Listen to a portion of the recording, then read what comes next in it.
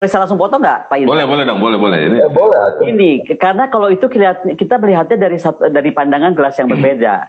Kang Farhan melihat gelas itu separuh kosong. Saya melihat gelas itu separuh penuh. Sama-sama setengah isinya. Betul nggak? Tapi sama-sama setengah kan? Sama-sama setengah. Makanya jadi begini.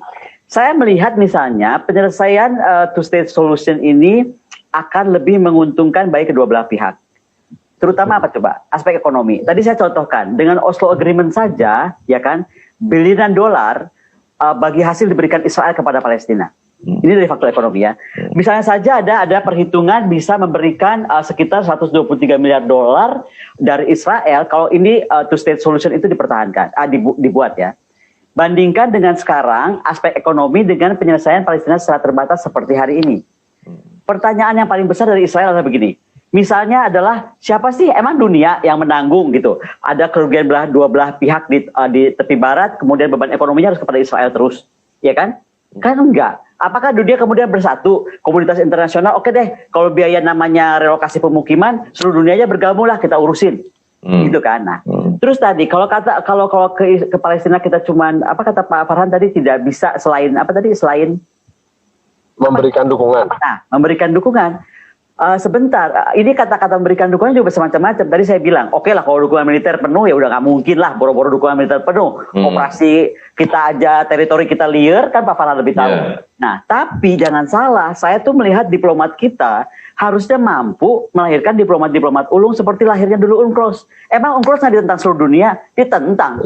Ditentang UNCLOS itu, ya kan? Tapi diplomat kita hebat-hebat sehingga bisa. Nah hari ini itu UNCLOS tahunnya 82, sekarang 2021. Iya, mana mungkin sih kayaknya statis aja. Karena kalau ini dipelihara terus, saya udah bilang tadi, perang masa depan itu makin canggih, perang proksi akan makin kuat ya. Jadi jangan pernah underestimate itu. Contoh aja ya, bagaimana military operation ada dan war-nya Rusia itu mempengaruhi dengan PSYOPS loh, psikologi operation namanya. Itu mempengaruhi akhirnya Trump terpilih. Ini kan sampai sekarang masih ada yang yakin bahwa Trump itu terpilih karena permainan Rusia, oke? Jadi mau saya bilang, Rusia nggak pernah okupasi Amerika Serikat, nggak pernah nyerang Amerika Serikat, tapi dia bisa merubah hasil keputusan. Saya mau sampaikan, harusnya Indonesia kalau betul-betul menjunjung undang-undangnya tadi, tidak mau ada penjajahan di muka bumi, bla bla bla. Oke, bangun kita kemampuan military operation ada dan war kita, kemampuan PSYOPS kita. Jangan dulu mempengaruhi orang Palestina atau Israel, pengaruhi orang Indonesia yang sekarang terbelah-belah begini. Heran saya Bang. Sekarang gini, urusan dalam negeri gara-gara Habib Rizik pecah, oke? Gara-gara Palestina pecah. Maksud saya, betapa rentangnya Indonesia ini. Ngeri kan? Diplomatiknya lemah, kan bisa tadi seperti melahirkan UNCLOS, ke dalam negeri dia nggak mampu melakukan operasi militer ada dan war dalam bentuk PSYOPS. PSYOPS itu umumnya dilakukan ke luar negeri, seperti dari Rusia. Tapi China memperlakukan ke dalam negeri. Nah, menurut saya kita udah waktunya nggak cuma mikirin, nah ini mau nyinggung dikit nih. Jangan cuma ngomongin rencana belanja 1.760 triliun yang akan dihabiskan 2024. Halo, Skorpen, Rafael yang belum tentu kita oke. Nah, yang kita mesti pikirin gini deh. Itu bisa jadi topik sendiri. Saya punya pertanyaannya tuh. Itu episode berikutnya tuh.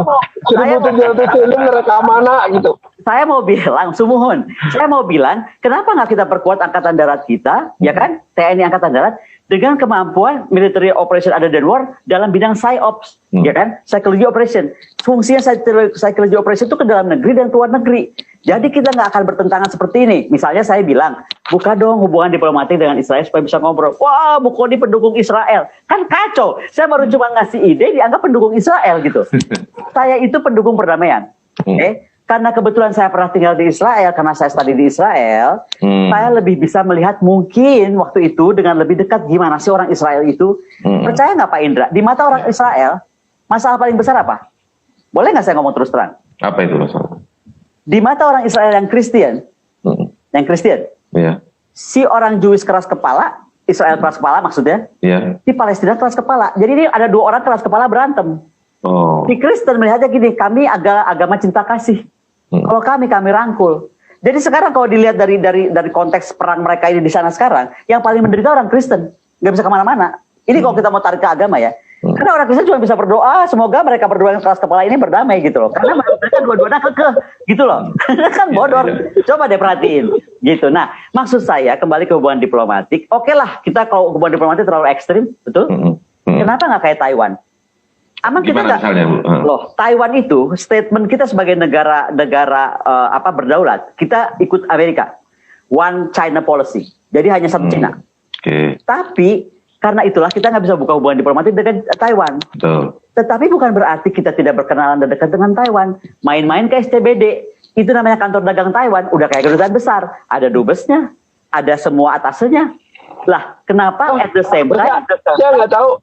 Nah, atuh kumaha sini saya ajak sekolah perang saya di Taiwan, Kang Farhan. Nah, jadi maksud saya supaya Israel kalau memang diplomatik Tekoni bentar. Itu gedung yang katanya dubes Taiwan itu di gedung punya siapa itu? jangan dibawa ke sana tuh. Ente sensitif. Oh, saya perlu tahu itu. Siapa Nanti tahu Kang itu. Farhan Berarti disuruh lapor ke aja. KPK. Kang Farhan, jangan. Dia disuruh lapor ke KPK. Sekarang mah aneh. Kalau ngomong disuruh lapor. Emangnya nggak ada kerjaan? Kita lapor-lapor. Balik lagi. Ya, itu topik 2 kali selanjutnya lagi. Nah, jadi kembali, maksud saya kalau hubungan diplomatik terlalu ekstrim, ya kan? Kenapa nggak hubungan kamar dagang seperti dengan resmi ya resmi? Kalau hidup banyak, kalau hidup di Surabaya ada, di Bandung ada, ya kan? Tapi yang resmi, contoh ya Pak Indra, kita itu alat peralatan pertahanan banyak banget sebenarnya pakai Israel dan teknologi Israel. Tapi kita harus selalu dapatkan itu dari negara kedua apa ketiga. Contoh dari Singapura, dari Moskow atau dari manapun, ya kan? Kalau kita bisa langsung, Mr. M, Madam M yang saya cerita yang lalu itu, ya kan? Demikian juga yang nakal-nakal, itu nggak bisa bermain karena rantainya diperpendek. Nah, itu salah satu bentuk yang saya contohkan kalau kita punya hubungan, tanda kutip, mau diplomatik kah, mau apakah duluan, tapi ada satu step mesti maju. Selain bahwa kita akan lebih paham. Dan yang paling penting lagi, dan pada bersamaan, coba beri terus keyakinan kepada orang Indonesia, ini bukan masalah agama. Karena kalau ada yang bilang ini masalah agama, itu akhirnya didorong oleh tadi geng Hamas, geng GIP, geng ISIS, geng Ikhwanul Muslimin, dan geng-geng lainnya itulah. Wahabi lah kita sebut.